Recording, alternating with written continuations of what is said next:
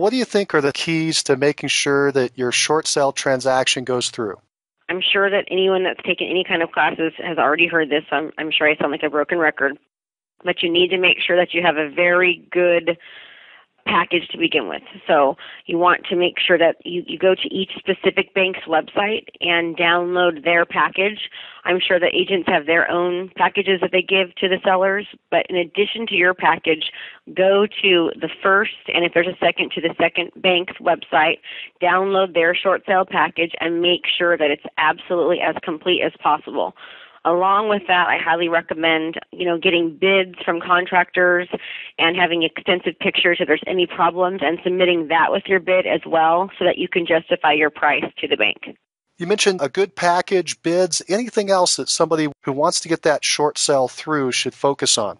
With the new Senate Bill 458, if you're people that are in California, and of course I'm not an accountant or an attorney, so I need to state that up, but the way that I've interpreted the law from real estate attorneys is that the second cannot ask for anything from the seller. Doesn't mean the seller can't still contribute, they can't ask for it. So what we're doing now, since that new law has changed, we've been finding a little bit of reluctance from some of the seconds that want to do short sales. So I'd highly recommend calling the second and making sure that they're even going to be willing to do the short sale in the beginning, so that you're not wasting your time. It's also very important that the seller actually has a true hardship. And of course, we all know a hardship means that they have a divorce or a job loss, relocation to a different state, some kind of a disability, a sickness, any of those kind of hardships. But without a true hardship, you very well could be wasting your time. It's one thing to have your signs up, but these short sales take a long time and they can be costly.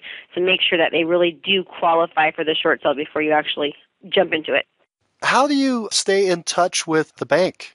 We call the bank twice a week. Every week, no matter what, we call them and email them to get updates. My team is also required to touch every single person in the party. So meaning if we have an offer, we call the buying agent and we ask the buyer's agent get in touch with the buyer. We also contact the lender and the realtor involved so that everyone knows that we're calling every week so that we don't lose them. Because many times with the amount of time that the short sale takes, you have fallout. So we make sure that we're letting everyone know, hey, we're still on board, we're making contact, here's our progress, just so they know that we're working hard to get the short sale to go through. How quickly are you able to turn the short sale from the time you put it on the market to the time it closes? Our fastest short sale was 37 days from the time that we took the initial package from the seller. And we've had some that have taken over a year, so there's not really any magic number. But the average, I would say, is right around 4 months. But again, some of them can take much, much longer, depending on if there's investors involved and the bank that's involved, and also the seller too. I would really make sure that you have a seller that's completely on board and is willing to get you everything that you need in the beginning. Banks are constantly asking for updated paycheck stubs, updated bank statements, and what we do is we make sure that every month on the first that we request that from our sellers, and we let them know when I meet with them that I'm going to be requesting that.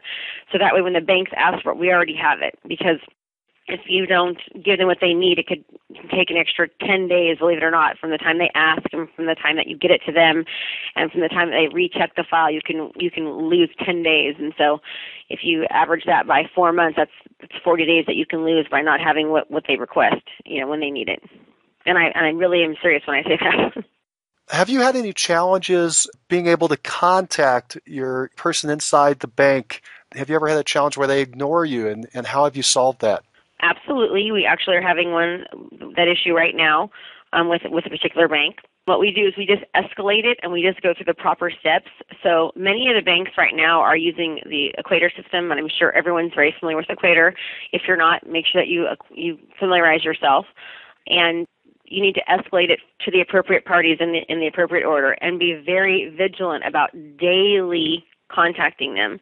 Another thing that we've learned with short sales is that whenever you talk to a negotiator or to the bank, you need to request that they actually document your conversation, because many of them have not been documenting conversations and will call the next day and they won't even know why we're calling. So we'll have to go through the reason for our call and what we're needing, et cetera, et cetera. So now we are actually specifically stating to the negotiator or the person on the other end, because many times it's not even the negotiator, it's, a third, they have different lines of communication.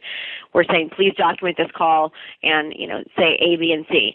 So that way when we call the next day, it's hopefully has made it into their system. And many times it doesn't. So it really just takes, a lot of calling and a lot of follow-up, and we just typically will be working on other things and having the speakerphone on so that when we're on hold, we can still kind of do business as usual.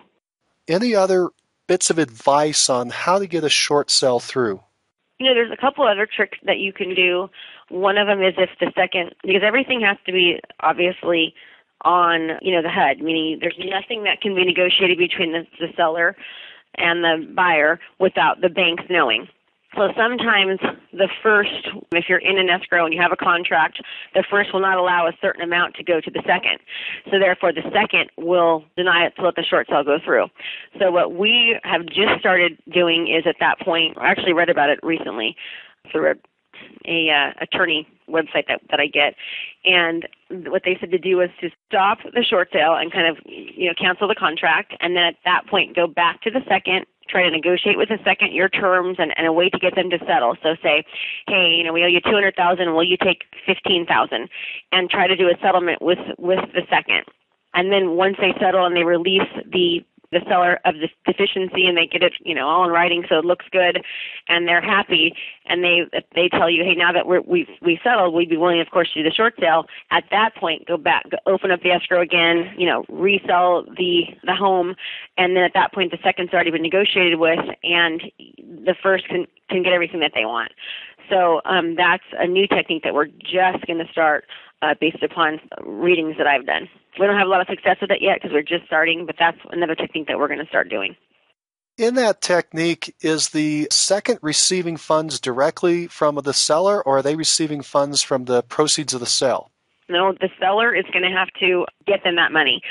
And the reason why sometimes they would want to do that was because in our state, if it does go to foreclosure, then the second can go after them for deficiency for years to come. So, and depending on the situation of the seller, sometimes it might be in their best interest to go ahead and try to settle. A lot of seconds will settle for 10 to 20% of what the balance is owed. And so in some instances, it's to the seller's benefit to do that. Sometimes it's not, obviously. They don't have the money. They don't want to. And sometimes it is.